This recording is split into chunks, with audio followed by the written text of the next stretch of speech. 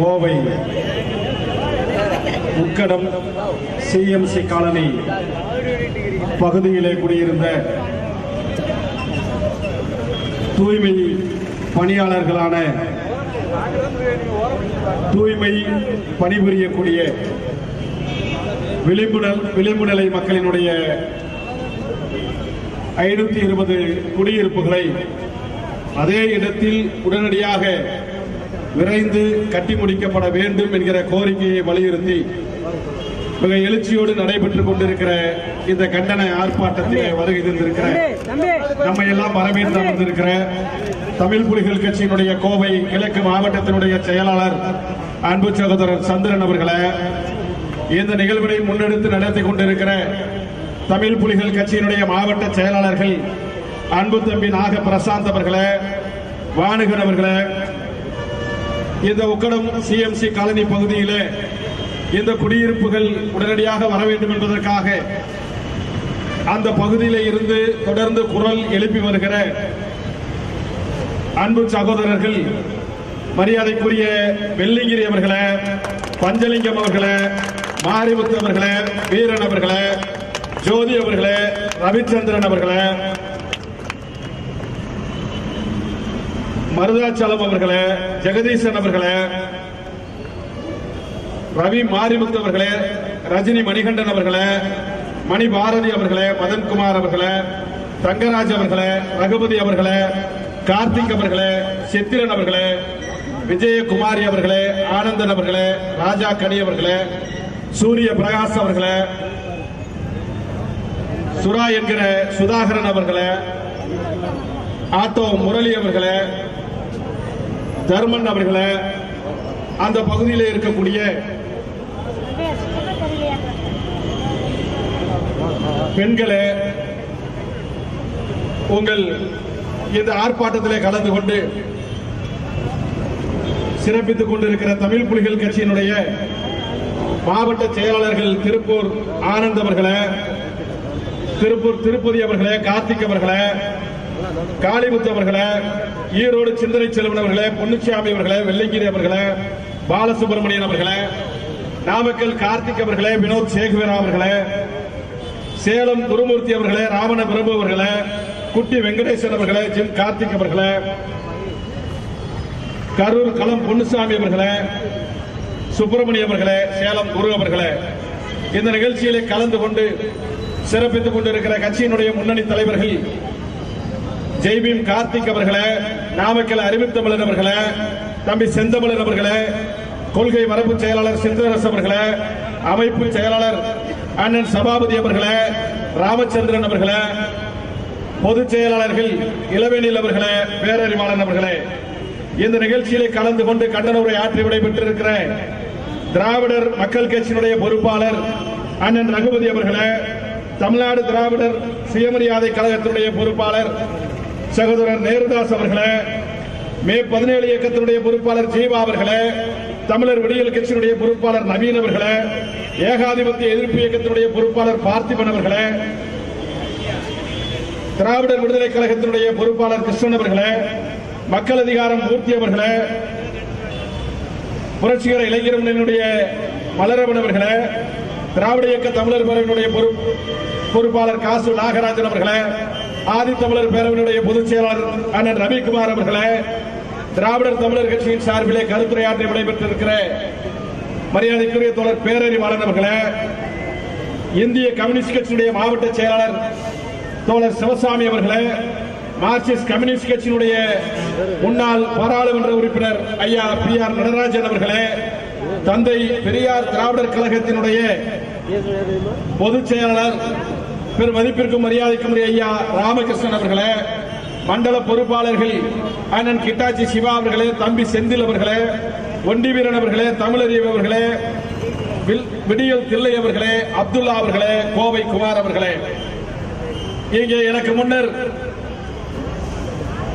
கண்டனத்தை பதிவு செய்ததோடு தொடர்ச்சியாக இந்த மக்கள் அதே இடத்தில் குடியேறுகிற வரை உங்களுக்கான களத்தில் என்றென்றைக்கும் துணையாக இருப்போம் என்று கண்டன உரை ஆற்றி அமர்ந்திருக்கிற விடுதலை சிறுத்தைகள் கட்சியினுடைய பொதுச் செயலாளரும் சட்டமன்ற உறுப்பினருமான அண்ணன் சிந்தனை செல்வன் அவர்களே, மனிதநேய மக்கள் கட்சியினுடைய தலைவரும் சட்டமன்ற உறுப்பினருமான ஐயா ஜவஹர்லால் அவர்களே, இங்கே திரளாக கூடியிருக்கிற தமிழ் புலிகளே, தமிழ் புலிகள் கட்சியினுடைய அணிகளை சார்ந்த பொறுப்பாளர்களே, கரும்புலி குயிலி பேரவை உள்ளிட்ட மகளிர் அணி பொறுப்பாளர்களே, எல்லாவற்றிற்கும் மேலாக சிஎம்சி காலனி பகுதியிலே இருக்கிற அந்த மக்களின் போராட்டத்திற்காக மிக கடுமையான மழையிலும் இந்த கொள்கை முழக்கத்தோடு கோரிக்கை வெறியோடு இங்கே நின்று கொண்டிருக்கிற சிஎம்சி காலனி பகுதியினுடைய பெரியோர்களே, தாய்மார்களே, இளைஞர்களே, தூய்மை பணியாளர்களுடைய சங்கங்களுடைய தலைவர்களே, உங்கள் அனைவருக்கும் நான் சார்ந்திருக்கிற தமிழ் புலிகள் கட்சியின் சார்பிலே நெஞ்சார்ந்த வணக்கத்தினை உறுத்தாக்கிக் கொள்கிறேன்.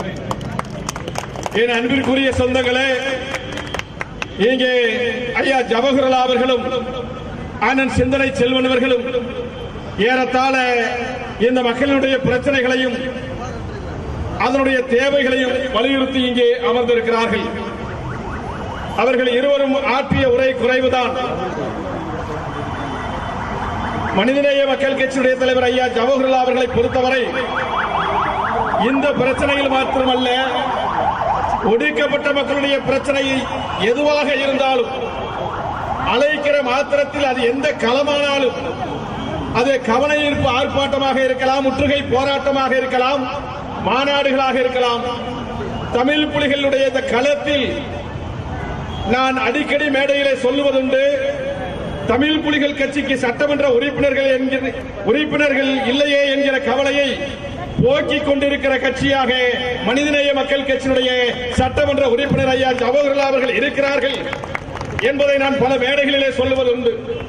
இன்றைக்கு தமிழ் புலிகள் கட்சிக்கு இன்னொரு சட்டமன்ற உறுப்பினர் கிடைத்திருக்கிறார், அண்ணன் சிந்தனை செல்வன் அவர்களை நாம் பெற்றிருக்கிறோம் என்கிற அந்த உணர்ச்சி பொங்க இந்த கருத்தை நான் பதிவு செய்ய விரும்புகிறேன். ஏனென்றால் மாவட்ட ஆட்சியாளரிடத்திலே ஒரு மனு கொடுக்க வேண்டும் என்று அண்ணன் சிந்தனை செல்வன் அவர்கள் சொன்னார்கள். திடீரென சொல்லுகிற போது என்னுடைய அந்த அட்டை முகவரி லெட்டர் பேட் என்று சொல்லக்கூடிய அந்த லெட்டர் பேடிலே என்னுடைய பெயரையும் ஜவஹர்லால் அவர்களுடைய பெயரிலும் ஒரு மனுவை தயார் செய்யுங்கள் என்று சொன்னார். அப்பொழுது இருவரும் சட்டமன்ற உறுப்பினர்களாக இருக்கிறார்களே, நம்முடைய லெட்டர் பேடிலே தயாரிப்பது சரியாக இருக்குமா என்று, வேண்டாம், தனியாக நான் ஒரு மனுவை தயார் செய்கிறேன் என்று சொன்னேன். அப்பொழுது அண்ணன் சிந்தனை செல்வன் அவர்கள் சொன்னார்கள், ஏன் தமிழ் புலிகள் கட்சியினுடைய லெட்டர் பேடிலே நாங்கள் கையெழுத்திடக்கூடாதா? இன்னும் சொல்ல வேண்டும் என்று சொன்னால், தமிழ் புலிகள் கட்சியினுடைய அந்த லெட்டர் பேடிலே தான் நீங்கள் மனுவை தயார் செய்ய வேண்டும். நான் வேறு, தமிழ் புலிகள் வேறு அல்ல என்பதை அழுத்தம் திருத்தமாக சொல்லி தயார் செய்ய சொன்னார். ஏன் இதை குறிப்பிடுகிறேன் என்று சொன்னால், இந்த பிரச்சனையை யார் சரி செய்ய வேண்டும் என்பது நமக்கு தெரியும். ஆட்சி பொறுப்பில் இருக்கிற திராவிட முன்னேற்ற கழகம் இதை சரி செய்ய வேண்டும். ஆனால் யாரிடம் சொன்னால் இது சரி செய்யக்கூடிய இடத்திற்கு தள்ளப்படும் என்பதை அறிந்துதான் அண்ணன் சிந்தனை செல்வன் அவர்களையும் ஐயா ஜவஹர்லால் அவர்களையும் இந்த ஆர்ப்பாட்டத்திற்கு நாம் அழைத்திருக்கிறோம். இந்த ஆர்ப்பாட்டம் என்பது ஒரு தொடக்கம் தான். தோழர் இளவேனில் அவர்கள் சொல்வதை போல இங்கே புல்லுக்காட்டு பகுதியிலே இருக்கிற இந்த உறவுகள் சிஎம்சி காலனி பகுதியிலே வந்து குடியேறுகிற வரை எங்கள் போராட்டம் தொடர்ந்து கொண்டே இருக்கும். அது அடுத்த கட்டத்திற்கு நகர்ந்து கொண்டே இருக்கும் என்பதை எச்சரிக்கையோடும் கவன ஈர்ப்போடும் இங்கே பதிவு செய்வதற்காக தொடக்க நிலையிலான போராட்டம் இந்த போராட்டம். இந்த போராட்டம் பல ஆண்டுகளுக்கு முன்பாகவே நாம் எடுத்திருக்க வேண்டும். ஆட்சியாளர்களுடைய மெத்தன போக்கு, அதிகாரிகளுடைய சாதிவெறி போக்கு 4.5 ஆண்டு காலமாக இந்த ஒடுக்கப்பட்ட மக்கள் மிக கொடூரமான வாழ்க்கை முறையை, விலங்குகள் கூட வாழ முடியாத வாழ்க்கையை, இங்கே நாய்களுக்கு கூட கூடாரம் உண்டு, காக்கை குருவிகளுக்கு கூட கூடுண்டு, ஆனால் மனிதர்களாக வாழக்கூடிய இந்த ஒடுக்கப்பட்ட மக்களுக்கு இந்த அரசு தந்திருக்கிற இந்த கூடு என்பது அந்த வீடு என்பது மனித சமூகம் வாழுவதற்கு தகுதியற்ற ஒரு வீடாக அந்த வீடுகள் அமைந்திருக்கிறது என்பதை இங்க இருக்கிற சட்டமன்ற உறுப்பினர்கள் இங்கே பதிவு செய்தார்கள். 4.5 ஆண்டு காலம் ஆகியும் கூட இந்த மக்களுக்கு அந்த குடியிருப்புகளை கட்டித்தர வேண்டும் என்கிற சிந்தனைகள் இங்கு இருக்கிற அதிகாரிகளிடத்தில் வரவில்லை. இன்னும் சொல்ல வேண்டும் என்று சொன்னால், எங்களுடைய அந்த அழுகுரல்கள், எங்களுடைய அந்த ஒப்பாரி சத்தம் இங்க இருக்கிற மாவட்ட ஆட்சியாளருக்கு, இங்க இருக்கிற மாநகராட்சி கமிஷனருக்கு இன்னும் அவர்களுடைய இதயத்தை வருடவில்லை என்பதைத்தான் அவர்கள் பேசுகிற அந்த உரையிலே இருந்து நாம் காண முடிகிறது. இன்னும் சொல்ல வேண்டும் என்று சொன்னால், நம்மளுடைய அந்த வாழ்க்கை நிலை, வாழ்வாதார சூழ்நிலை ஆட்சியாளர்களுக்கு இன்னும் எட்டவில்லை. என் அன்பிற்குரிய சொந்தங்களே, இங்க இருக்கிற அதிகாரிகளுக்கு, ஆட்சியாளர்களுக்கு நாம் இன்னும் உரைக்க சொல்ல வேண்டிய தேவை இருக்கிறது. ஏனென்றால் இங்க இருக்கிற அதிகாரிகள் நமக்கானவர்களாக இல்லை. அதுதான் இங்க ரொம்ப முக்கியமான பிரச்சனை. நான் அண்ணன் சிந்தனை செல்வன் அவர்களும் ஐயா ஜவஹர்லால் அவர்களும் பேசுறதுக்கு முன்னாடியே, அல்லது அவங்க கடைசியை நான் பேசணும்னு நினைச்சது, சிந்தனை செல்வன் அண்ணன் பேசி முடிச்ச பிறகு போயிருவாரு, ஜவஹர்லால் ஐயாவும் பேசி முடிச்சோன்னா போயிருவாரு, அப்புறமா நம்ம எண்ணத்துல என்னெல்லாம் தோணுதோ அப்பெல்லாம் பேசலாம், ஏன்னா அவங்க எல்லாம் சட்டமன்ற உறுப்பினர்களாக இருக்கிறாங்க, அவங்கள வச்சுட்டு பேசக்கூடாதுங்கிறதுக்கு தான் அவங்கள முன்னாடி பேசிட்டு போயிருவாங்கன்னு நினைச்சேன். ஆனா அவங்க மழை பெஞ்சாலும் பேசி முடிக்கிற வரைக்கும் போற மாதிரி இல்லை. ஏன்னா அவங்க அது அப்படித்தான், அவங்க வளர்ந்த விதமே அப்படித்தான். ஆனாலும் வேற வழியே இல்லை, பேசி ஆகணும். இந்த உக்கடம் சிஎம்சி காலனி என்பது அதற்குன்னு ஒரு வரலாறு இருக்கு. ஐயா ஜவஹர்லால் ஐயா அவர்கள் சொன்னதை போல 100 ஆண்டுகளுக்கு முன்பாகவே, 150 ஆண்டுகளுக்கு முன்பாகவே, வெள்ளைக்காரன் இந்த நாட்டிலே குடியேறுவதற்கு முன்பாகவே, கோவை மாநகராட்சி ஆவதற்கு முன்பாகவே, நகராட்சி ஆவதற்கு முன்பாகவே, கோவை என்கின்ற கிராமம் உருவாகிற காலத்திலே இருந்து இந்த மண்ணின் மைந்தர்களாக இருப்பவர்கள் இந்த சிஎம்சி காலனியில் இருக்கிற தூய்மை பணியாளர்கள். 150 ஆண்டு கால வரலாற்றுக்கு சொந்தக்காரர்கள். இன்றைக்கு இது சிங்கார கோவையாக இருக்கிறது, ஸ்மார்ட் சிட்டி என்று பொலிலோடு இருக்கிறது. கோவை மாநகராட்சி தூய்மையான மாநகராட்சி என்று பெயர் எடுத்திருக்கிறது. இந்த ஸ்மார்ட் சிட்டி ஆவதற்கு, தூய்மையான மாநகரமாக இந்த கோவை மாறுவதற்கு யார் காரணம்? இந்த சிஎம்சி காலனியில் இருக்கிற தூய்மை பணியாளர்கள் தான் காரணம் என்பதை ஆட்சியாளர்கள் புரிந்து கொள்ள வேண்டும் என்பதை நான் இங்கே பதிவு செய்ய விரும்புகிறேன். என் பாட்டன் முப்பாட்டன் பூட்டன் காலத்திலே இருந்து நான் வாழ்ந்து வந்த சிஎம்சி காலனி என்னுடைய காலனி, எனக்கான காலனி, நான் குடியிருந்த காலனி. என் தாத்தன் உயிர் இங்கே ஊசலாடி மறைந்த இடம், எங்க அப்பே செத்து புதைந்த அவன் சுவாச காற்று இங்கே வீசிக்கொண்டிருக்கிற இடம், என் அப்பன் பாட்டன் பூட்டன் நடமாடிய என்னுடைய காலநிலை இருந்து என்னை அப்புறப்படுத்தி இருக்கிறாயே. என்ன சொல்லி அப்புறப்படுத்தினாய்? ஆத்துப்பாலம் வருகிறது, இந்த நகராட்சிக்கு போக்குவரத்திற்கு இது தேவைப்படுகிறது, அதற்கான இடத்தை தாருங்கள். மீதம் இருக்கிற இடத்திலே 520 பயனாளிகள் என்று தேர்வு செய்யப்பட்டு அவர்களுக்கான குடியிருப்பை 18 மாதங்களிலே கட்டி முடித்து தருகிறோம் என்று அன்றைக்கு இருந்த ஆட்சியாளர்களும் அதிகாரிகளும் வாக்குறுதி தந்தீர்களா இல்லையா? இந்த மாநகராட்சிக்கு சாலை போக்குவரத்து நெரிசல் வரக்கூடாது. இந்த அரசாங்கத்திற்கு நாங்கள் எங்களுடைய பாட்டன் முப்பாட்டன் வாழ்ந்த இடத்தை தருகிறோம் என்று அன்றைக்கு 2019 நாங்கள் தந்தோமே. எங்கள் வீடுகள் இடிக்கப்பட்டதே. 2019 இடிக்கப்பட்ட எங்கள் குடியிருப்புகள் 18 மாதத்தில் கட்டித் தருகிறோம் என்று சொன்ன அந்த வாக்குறுதிகள் இன்றைக்கு என்ன ஆகிவிட்டது? பாலங்கள் கட்டி முடிந்து விட்டது. நீங்கள் சொன்ன உங்கள் போக்குவரத்திற்கு பாலங்கள் கட்டி முடித்து விட்டது, எங்களுக்கான குடியிருப்புகள் இன்னும் கட்ட தொடங்கவில்லை. நீங்கள் கேட்டால் அங்கே மீன் மார்க்கெட் என்று ஒரு கதை சொல்லுகிறீர்கள். நான் கேட்கிறேன், என்ன வாக்குறுதி வழங்கப்பட்டது? 520 குடியிருப்புகளும் அதே இடத்திலே கட்டி தரப்படும். அங்கே இருக்கிற மீன் மார்க்கெட் அகற்றப்படும். அதே இடத்தில் உங்களுக்கு வீடுகள் கட்டித்தரப்படும் என்று சொன்னீர்களே. ஆண்டுகள் 4.5 ஆண்டுகள் கடந்திருக்கிறது. ஆனால் இன்னும் எங்களுக்கான அந்த கட்டுமான படிகளுக்கான அடிப்படை கூட இங்கே தொடங்கவில்லை. அங்கே மாற்று இடம் என்று தற்காலிக குடியிருப்பு என்று புல்லுக்காட்டு பகுதியிலே நீங்கள் தற்காலிக குடியிருப்புகளை அமர்த்தி தந்திருக்கிறீர்கள். அது வீடுகள் என்று எவனாவது சொன்னால் நம்புவானா? இங்க இருக்கிற மாநகராட்சி மாநகர ஆணையருக்கும் கமிஷனருக்கும் மாநகராட்சி கமிஷனருக்கும் கலெக்டருக்கும் புல்லுக்காட்டு பகுதியிலே 260 வீடுகள் 300 வீடுகள் இருக்கிறார்களே. சிஎம்சி காலனி மக்கள் தற்காலிக குடியிருப்பில் அங்கே குடியிருக்கிறார்களே. அவர்கள் வாழ்க்கை 4.5 ஆண்டு காலமாக கேள்விக்குறியாக இருக்கிறது என்கிற கவலை மாநகராட்சி ஆணையருக்கும் கிடையாது, மாவட்ட ஆட்சியாளருக்கும் கிடையாது. நான் கேட்கிறேன், மாநகராட்சி ஆணையாளர் அவர்களே, மாவட்ட ஆட்சியாளர் அவர்களே, நாங்கள் 4.5 ஆண்டு காலம் குடியிருக்கிற எங்கள் பகுதியிலே உன்னால் 4 மணி நேரம் குடியிருக்க முடியுமா? எங்கள் பெண் பிள்ளைகள் அங்கே நடமாடுகிறார்களே, அந்த இடத்தில் உங்கள் பெண் பிள்ளைகளை ஒரு நாள் நடமாட விட்டால் எங்கள் வேதனை தெரியும். ஏசி ரூம்ல உட்கார்ந்துகிட்டு எங்களை பார்த்தா உங்களுக்கு எக்காலமா இருக்கு. ஏன்னா கேட்க நாதி இல்லைன்னு நினைக்கிறீங்க. தெருக்கூட்டுறவன் தானே, செருப்பு தைக்கிறவன் தானே, இவனுக்கு எவன் கேட்பான் என்கிற அந்த சாதி திமிர் பிடிச்ச அந்த போக்கு ஆட்சியாளருக்கும் மாநகராட்சி கமிஷனருக்கும் இருக்கிறது.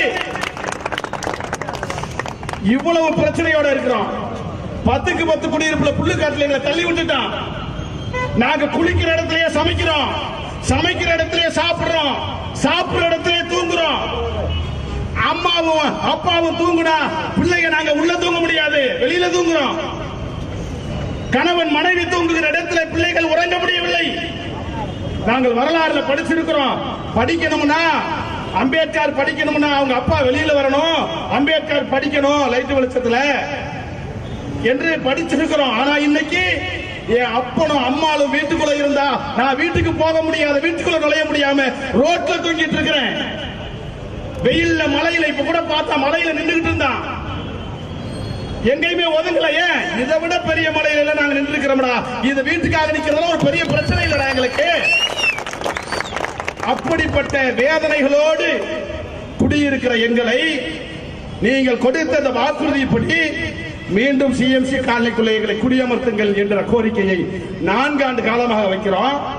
4 வருஷமா யாரும் பேசல. இப்பதான் மெல்ல பேசையே தொடங்கி இருக்கிறோம். இப்பதான் நாங்க வீதிக்கே வந்திருக்கிறோம். 4 வருஷம் ஆச்சு, என்ன ஆச்சுன்னு கேட்கிறோம். இப்பதான் என் ரோட்டுக்குள்ளே வந்திருக்கிறோம். அதுக்குள்ள இவ ஏகப்பட்ட கண்டிஷன். உக்கடத்துல அண்ணன் பரவாயில்ல, உக்கடத்துல இந்த ஆர்ப்பாட்டத்துக்கு அனுமதி கொடுக்கிறோம். அனுமதி லெட்டரையே வாங்கல, உங்களுக்கு அனுமதி இல்ல, லெட்டரே வாங்கலையா? நீ இந்த இடத்துல ஆர்ப்பாட்டம் நடத்த உங்களுக்கு அனுமதி இல்லை. எதுக்கு? இதே இடத்துல தான் நாம் தமிழர் கட்சி ஆர்ப்பாட்டம் நடத்துறாங்க. போன வாரம் இதே இடத்துல தான் அம்மா மக்கள் முன்னேற்ற கழகம் ஆர்ப்பாட்டம் நடத்துறாங்க. 2 பேருமே திமுகவுக்கு எதிரான கட்சி, எதிர்கட்சி. 2 பேருமே மேடையை போட்டு திமுகவை கிளிகளில் கிழிச்சா, திமுகவுக்கு எதிராக இருக்கிற நாம் தமிழருக்கு இங்க நீ மேடை போட்டு கொடுக்கிற, திமுகவிற்கு எதிராக இருக்கிற அமமுகவுக்கு இங்க மேடை போட்டு கொடுக்கிற. ஆனா திமுக கட்சிக்கு தோழமையா இருக்கிற கூட்டணியில் இருக்கிற கட்சி தலைவர்கள் நாங்க பேச போறோம் சொன்னா அனுமதி மறுக்கிறேன். இந்த போலீஸ் உண்மையிலேயே திமுக அரசாங்கத்திட்ட சம்பளம் வாங்குதா, நாம் தமிழர் கட்சி சீமானு கிட்ட, டிடிவி தினகரன் கிட்ட நீ சம்பளம் வாங்குறியா? முதல்ல நீ யாருக்கான ஆளு, யாருக்கான ஆளு நீ? அப்புறம் பாத்தீங்கன்னா போலீஸ் வேலையில இருக்கிறாங்கன்னு இவங்க தப்பா போய் மனுவை கொடுத்துட்டாங்க. நாங்க ஆர்ப்பாட்டம் நடத்த போறோம். அந்த போலீஸ்காரர் சொல்றாரு, இன்ஸ்பெக்டர் நாங்க வேணா கமிஷனர் கிட்ட பேச்சுவார்த்தை நடத்துறதுக்கு ஒரு மீட்டிங் ஏற்பாடு பண்றோம். நாங்க என்ன சொல்றோம், நீங்க போலீஸ் வேலை பாருங்கன்னு. ஆனா நீங்க இல்ல, நாங்க புரோக்கர் வேலை பாக்குறோம் வாங்க அப்படின்னு கூப்பிடுறீங்க. புரோக்கர் வேலை பாக்குற வேலை உங்க வேலை இல்ல. ஆர்ப்பாட்டம் நடத்துறதுக்கு அனுமதி தரக்கூடிய காவல்துறையினுடைய வேலை தான் உங்க வேலை. எப்பவுமே போலீஸ்கார வேலையை பாருங்க, புரோக்கர் வேலையை பார்க்காதீங்க. கமிஷனரை பார்த்து கலெக்டரை பார்த்து பேச தெரியும். இந்த பிரச்சனையில நாங்க இப்ப தொடங்கி இருக்கிறோம். இது தொடக்கம் தான், முடிவு அல்ல. இந்த 520 குடியிருப்புகளும் அந்த இடத்தில் உடனடியாக கட்டி முடிக்கப்பட வேண்டும் என்கிற கோரிக்கையை தமிழ் புலிகள் கட்சி இப்பொழுது தொடங்கி இருக்கிறது. நான் இந்த இடத்துல மெத்த பணிவோடு அண்ணன் சிந்தனை செல்வன் அவர்களும் ஐயா ஜவஹர்லால் அவர்களும் இருக்கிற காரணத்தால் மெத்த பணிவோடு ஆட்சியாளரிடமும் கமிஷனர் இடத்திலும் நாங்கள் கோரிக்கையாக வைக்க விரும்புவதெல்லாம் 4.5 ஆண்டு காலம் இங்கே நாங்கள் அனாதைகளாக, அகதிகளாக, கேட்பாரற்றவர்களாக பாம்பு பள்ளிகளோடு குடியிருக்கிறோம், சாக்கடைகளிலே குடியிருக்கிறோம், கழிப்பறை வசதி இல்லாமல் குடியிருக்கிறோம், மின்சார வசதி இல்லாமல் குடியிருக்கிறோம். எங்கள் குடியிருப்பை உடனடியாக கொண்டு வருவதற்கு தடையாக என்ன இருக்கு? நீங்க என்ன காரணம் சொல்றீங்க? அங்க இருக்கிற மீன் மார்க்கெட் அகற்றப்பட வேண்டும். கலெக்டர் இன்ஜினியர் கிட்ட போனா அவர் என்ன சொல்றாரு? மீன் மார்க்கெட்டை அப்புறப்படுத்தி மாநகராட்சி கமிஷனர் எங்கிட்ட ஒப்படைச்சுட்டா நாங்க உடனே வீடை கட்டிடுவோம் சொல்றாரு. மாநகராட்சி கமிஷனர் போனா என்ன சொல்றாரு? போன ஆட்சியில தப்பா ஒரு ஜீவோ போட்டாங்க, அந்த ஜீவோவை மாத்தி இன்னொரு ஜீவோ போடணும். நான் என்ன கேட்கிறேன், எதுவா கூட இருக்கட்டும், அந்த ஆட்சி தவறு செய்ததாக கூட இருக்கட்டும், இந்த தவறை சரி செய்ய வேண்டிய இடத்திலே மாநகராட்சி ஆணையர் இருக்கிறாரா இல்லையா? அந்த தவறை சரி செய்ய வேண்டிய இடத்திலே மாவட்ட ஆட்சியாளர் இருக்கிறாரா இல்லையா? ரெண்டு பேரும் பேசி தவறை சரி செய்து உடனடியாக அந்த மீன் மார்க்கெட்டை நீங்கள் அப்புறப்படுத்த வேண்டுமா இல்லையா? கேட்டால் மீன் மார்க்கெட் இடத்திலே போட்ட ஒப்பந்தத்திலே ஒரு சின்ன குளறுபடி ஆகிவிட்டது என்று சொல்கிறார். என்ன குளறுபடி? அங்கே புதிதாக கட்டப்பட்டிருக்கிற மீன் மார்க்கெட்டிலே இடம் மாநகராட்சி, ஆனால் கட்டப்பட்ட தொகை என்பது மீன் மார்க்கெட்டை சார்ந்தவர்கள் அவருடைய செலவிலே கட்டிவிட்டார்கள். இப்பொழுது அவர்களுக்கு எந்த அடிப்படையிலே டெண்டர் விடுவது என்பதிலே சிக்கல் இருக்கிறது. எனவே அந்த மீன் மார்க்கெட்டை எங்களால் அகற்ற முடியவில்லை என்று ஒரு போகிற போக்கில் ஒரு சாதாரண ஒரு காரணமாயா? மீன் மார்க்கெட்டை இன்னொரு இடத்துல கட்டியாச்சு, இவங்களை நீங்க அங்க அப்புறப்படுத்தணும். ஆனா அப்புறப்படுத்த முடியல கமிஷனர் கலெக்டர் சொன்னா இதற்கு தமிழக அரசு முதல் இந்த தார்மீக கடமையை பொறுப்பை ஏற்றுக்கொள்ள வேண்டிய நிலையில நாங்கள் நின்று கொண்டிருக்கோம். ஏன்னா இன்னைக்கு கூட அண்ணன் சிந்தனை செல்வன் அழகா சொன்னார், ரொம்ப சாதாரண பிரச்சனை. மீன் மார்க்கெட்டை அப்புறப்படுத்துங்கள் என்று சொல்லுகிற போது ஆட்சியாளர் சொன்னாரு, இல்ல அவரே தெளிவா சொல்றாரு, பகுதி பேர் போறேன்ட்டாங்க, பகுதி பேர் போகலன்ட்டாங்க. அப்ப அந்த பகுதி பேரை உடனடியாக நீங்க காலி செய்யணும்னா அந்த மீன் மார்க்கெட்டுக்காரங்க வியாபாரம் என்ன ஆகுறதுன்னு ஒரு 20 மீன் மார்க்கெட் வியாபாரிகளுக்காக மாவட்ட ஆட்சியாளர் பேசுறார். அப்ப நான் சொன்னேன், 20 மீன் கடைக்காரங்களையே அவங்க வியாபாரம் என்னாகும் என்று இறக்கப்படுகிற மாவட்ட ஆட்சியாளர் அவர்களே, 20 மீன் மார்க்கெட் வியாபாரிகளுக்காக இறக்கப்படுகிற நீங்கள் 500 குடும்பங்கள் இன்றைக்கு தத்தளித்துக் கொண்டிருக்கிறோம், தவிர்த்துக் கொண்டிருக்கிறோம். இந்த 500 குடும்பங்களை நீங்கள் ஏன் கவனிக்க தவறுகிறீர்கள்? அதற்கு பதிலே கிடையாது. அப்போ நாம் என்னவாக இதை கருத வேண்டியதாக இருக்கிறதுனா, இந்த மீன் மார்க்கெட்டை அப்புறப்படுத்துவதிலே மாவட்ட ஆட்சியாளருக்கும் இங்க இருக்கிற மாநகராட்சி ஆணையருக்குமான சிக்கல்கள் இங்கே நீடித்துக் கொண்டிருக்கிறது. அந்த சிக்கல்களை ஐயா ஜவஹர்லால் அவர்களும் அண்ணன் சிந்தனை செல்வன் அவர்களும் மிக தெளிவாக தெரிந்து கொண்டார்கள். 2 வாரத்தில் இந்த கமிஷனரிடம் இருந்து, இந்த ஆட்சியாளரிடம் இருந்து அவர்களுடைய மேசையில் இருக்கிற அந்த விண்ணப்பம், அந்த மனுவானது அடுத்த கட்டத்திற்கு நகர இருக்கிறது, நாங்கள் நகர்த்தி விடுகிறோம் என்று சொல்லி இருக்கிறார்கள். உடனடியாக நீங்கள் அதையாவது செய்யுங்கள். மேலே இருக்கிற ஆட்சியாளர்களிடத்தில் எப்படி பேசி இந்த வீடுகளை பெற முடியும் என்பதை எங்களால் நாங்கள் அங்கே அழுத்தத்தை நாங்கள் அங்கே தந்து விடுகிறோம்.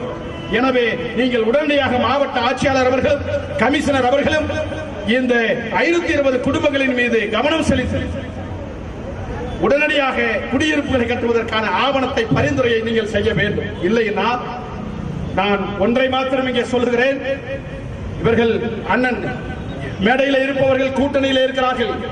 நாங்கள் தோழமையோடு திமுக இங்கே ஆட்சி அமர வேண்டும், வெற்றி பெற வேண்டும் என்று தமிழ்நாடு முழுவதும் பிரச்சாரம் செய்தவர்கள். கூட்டணி கட்சிகளும் தோழமை கட்சிகளும் திராவிட முன்னேற்ற கழகத்திற்கு அல்லது தமிழக அரசிற்கு பணிவான கோரிக்கை வைப்பது ஒன்றே ஒன்றுதான், நீங்கள் ஆட்சி அதிகாரத்திற்கு வர வேண்டும் என்று உழைத்தவர்கள் நாங்கள் சொல்கிறோம். எங்கள் உழைப்பாளிகள் இங்கே தத்தளித்துக் கொண்டிருக்கிறார்கள், தவித்துக் கொண்டிருக்கிறார்கள், சொல்லனா துயரத்திலே ஆளாக்கப்பட்டுக் கொண்டிருக்கிறார்கள். அவர்களுக்கான மீள் குடியமர்வு என்பது உடனடியாக அதே இடத்திலே நீங்கள் வைக்க கட்டி எழுப்பப்பட வேண்டும். அப்படி இல்லை என்று சொன்னால் நிச்சயமாக தமிழக அரசினுடைய கவனத்திற்கு அடுத்தடுத்த கட்டத்திற்கு எங்களுடைய போராட்ட நிலை என்பது நகர்ந்து செல்லக்கூடிய வாய்ப்பு இருக்கிறது. உளவுத்துறை அதிகாரிகளுக்கு ஒன்றை மாத்திரம் நான் எச்சரிக்கையோடு சொல்ல கடமைப்பட்டிருக்கிறேன். அன்னைகிட்ட சொன்னவர் தான் எனக்கும் போன் பண்ணி சொன்னாரு. போலீஸ் அதிகாரி அசிஸ்டன்ட் கமிஷனர் நினைக்கிறேன், நீங்க ஆர்ப்பாட்டம் வச்சிருக்கிறீங்க, பார்த்து பேசுங்க. நீங்க சொல்லாம ஒண்ணுல நீங்க சொல்ல வேண்டியது அண்ணன் சிந்தனை என்னன்னா ஜவஹர்லால் மட்டும் இல்லைன்னா உங்களை பார்த்தே நான் பேசிட்டு இருந்திருப்பேன், உங்களை பார்த்தே பேசிட்டு இருப்பேன். ஏன்னா என்னைய பார்த்து பேசுன்னு சொல்ற நீ ஒரே ஒரு நாள் அங்க வந்து புல்லுக்காட்டுல வந்து எங்க அப்பன் குடியிருக்கிற வீட்டை பாருங்கடா, எங்க ஆத்தா குடியிருக்கிற வீட்டை பாரு. நாங்க கக்கிசு போறோம்ல, இந்த ஊரையே சுத்தம் பண்ணல நாங்க கக்கிசு போறதுக்கு சுத்தமான கக்கிசு இல்லடா, லைட் இல்லடா. இன்னைக்கு மழை பாம்பு வந்துருச்சுடா, நேத்து பாம்புல பள்ளியில படுத்து உருண்டு கிடக்கிற எங்க பிள்ளைகளை நீங்க ஏன்டா பார்க்க மாட்டேங்கிறீங்க? நீங்க எங்களை பார்க்க மாட்டீங்க, நாங்க உங்களை பார்க்கணுமா? என்ன நியாயம், என்ன பிரச்சனை உங்களுக்கு? நான் இந்த போலீஸோட பூச்சாண்டிக்கெல்லாம் பயப்படுற கட்சி தமிழ் புலிகள் கட்சி கிடையாது. நல்லா புரிஞ்சுக்க. நான் இப்போ அரசியல்னால என்னன்னு தெரியாத, அமைப்பு என்றாலே என்னன்னு தெரியாத அநாதைகளாக இருக்கிறேன், ஊமைகளாக இருக்கிறேன். என்னுடைய இனத்தை அமைப்பாக திரட்டுகிற முயற்சியிலே ஐயா ஜவஹர்லால் சொன்னதை போல கவனமா திரட்டிக்கிட்டு இருக்கிறேன், அறிவியல் அடிப்படையில் திரட்டிக்கிட்டு இருக்கிறேன், அம்பேத்கர் வழியில திரட்டி இருக்கிறேன். என்னை வழிமாற வச்சீங்கன்னா எனக்கு இந்த தெருவை சுத்தம் செய்யறதுக்கு விளக்குமாற எடுக்கிற எனக்கு வீடு தரலைன்னா அதே உன் பக்கம் திருப்பது எனக்கு ரொம்ப நேரம் ஆகிறது. இந்த பூச்சாண்டி காட்டுறது, பயமுறுத்துறது, கேஸ் போட்டுருவோம் சொல்றதெல்லாம் வேற ஆள்கிட்ட வச்சுக்க. ஏன்னா கேஸ் வாங்கிட்டு தான் கட்சிக்கே வந்திருக்கிறேன், கட்சி தொடங்கிட்டு கேஸ் வாங்குறவங்க கிடையாது, கேஸ் வாங்கிட்டு தான் கட்சி ஆரம்பிச்சிருக்கிறேன். அதனால இந்த காவல் அதான் திரும்பவும் சொல்லிட்டேன். அண்ணன் சிந்தனை அவர்கள் கேட்கிற போது சொன்ன கோயம்புத்தூர்ல அங்க கொடி கட்டக்கூடாது, இங்க கொடி கட்டக்கூடாது, மேடு அங்க போடக்கூடாது, நீ ஒரு ஸ்டைல்ல வச்சிருக்கிற கோயம்புத்தூரை. இந்த கோயம்புத்தூருடைய அந்த யதார்த்தத்தை மாற்றி காட்டுகிற முயற்சியை தமிழ் புலிகள் கட்சி செய்யும். இப்போ சொல்றேன், கூட்டணி கட்சியும் தோழமை கட்சியுமாக இருக்கிற காரணத்தினால போலீஸ் சொன்னதுக்காக இல்ல, நாங்கள் விரும்பிய ஆட்சி, திராவிட மாடல் ஆட்சி, திமுக ஆட்சி நாங்கள் விரும்பிய ஆட்சி. இந்த ஆட்சி அமர வேண்டும் என்பதற்காக நாங்கள் உழைத்திருக்கிறோம். அந்த ஆட்சிக்கு கெட்ட பெயரை உருவாக்குகிற பணியை இங்க இருக்கிற உளவுத்துறை அதிகாரிகளும், கோயம்புத்தூர் மாவட்ட காவல்துறை அதிகாரிகளும், அங்க இருக்கிற மாவட்ட மாநகராட்சி ஆணையாளரும், கலெக்டரும் செஞ்சுக்கிட்டு இருக்கிறாங்களோ எங்களுக்கு சந்தேகமா இருக்கு. ஏன்னா நிச்சயமா திமுக இந்த மக்களுக்கு எதிராக இருக்காதுன்னு நாங்க நம்புறோம். அப்போ திமுக பேரை கெடுக்கிறதுக்காக கலெக்டரும் கமிஷனர் இருக்கிறாங்க நான் நினைக்கிறேன்.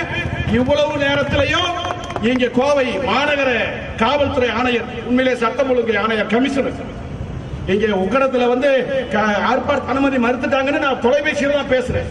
உண்மையிலேயே நான் நன்றி சொல்வதாக இருந்தால் இந்த மாநகர ஆணையர், சட்டம் ஒழுங்கு ஆணையர், கமிஷனருக்கு நான் நன்றி சொல்ல விரும்புகிறேன். தொலைபேசியிலேயே இது ஜனநாயக உரிமை, நீங்கள் ஆர்ப்பாட்டத்தை நடத்திக் கொள்ளுங்கள் என்று அனுமதி வழங்கியதற்காக இங்கே சட்டம் ஒழுங்கு ஆணையர் அவர்களுக்கு நான் நன்றியை சொல்லி, தமிழ் புலிகள் கட்சியினுடைய இந்த கோரிக்கை போராட்டம் ஒரு தொடக்கமாக இருக்கிறது. இந்த மக்களுக்கான அந்த உரிமையை மீட்கிற வரை தமிழ் புலிகள் கட்சி ஓயாது என்று சொல்லி, இவ்வளவு நேரம் மழை பெய்தாலும் இவ்வளவு நேரமும் பொறுமையோடு இங்கே களத்தில் நின்றிருக்கிற சிஎம்சி காலனி மக்களுக்கும், பெரியோர்களுக்கும், தாய்மார்களுக்கும் என்றென்றைக்கும் தமிழ் புலிகள் கட்சி உங்களோடு நிற்கும். நீங்க இனிமே தனியாளு கிடையாது, உங்களுக்காக விடுதலை சிறுத்தைகள் இருக்கிறார்கள், உங்களுக்காக மனிதநேய மக்கள் கட்சி இருக்கிறது. உங்கள் உணர்வோடும் உயிரோடும் கலந்த தமிழ் புலிகள் நாங்களும் இருக்கிறோம். நீங்கள் ஆடுகள் அல்ல, இனிமேல் அமைப்பாய் திரட்டப்பட்ட புலிகள்.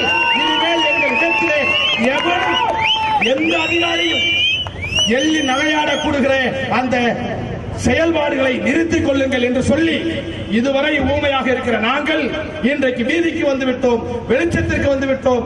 எங்களுக்கு வீடுகள் கிடைக்கிற வரை எங்கள் போராட்டம் தொடரும் என்று சொல்லி இந்த ஆர்ப்பாட்டத்தில் வருகிறது. இவ்வளவு நேரம் பொறுப்பை காத்த அனைத்து தோழமை கட்சிகளுக்கும் நெஞ்சார்ந்த நன்றியை சொல்லி விடைபெறுகிறேன். நன்றி.